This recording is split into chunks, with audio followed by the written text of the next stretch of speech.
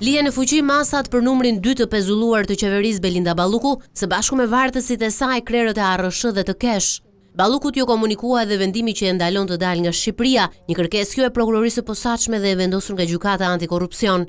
Dy vartësit e saj Gentian Gjyli i ARSH-s dhe Erald Delezi i Keshit u lanë në masa arresti shtëpiak, ndaj në mëngjesin e së shtunës drejt gjykatës u shoqëruan nga forca policie. Seanca gjyqësore e planifikuar për në orën 9 u shty me 2 orë pas kërkesës së bërë nga avokatët e të 3 të pandehurve për të njohur me aktet dhe fashikujt e dosjes hetimore që i shërbyen gjykatës për të caktuar atyre masat e sigurisë.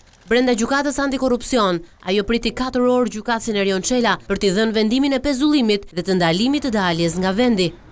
Belinda Balluku sipas vendimit të së enjtes është pezulluar si ministre e infrastrukturës dhe energjisë dhe si zëvendës kryeministre.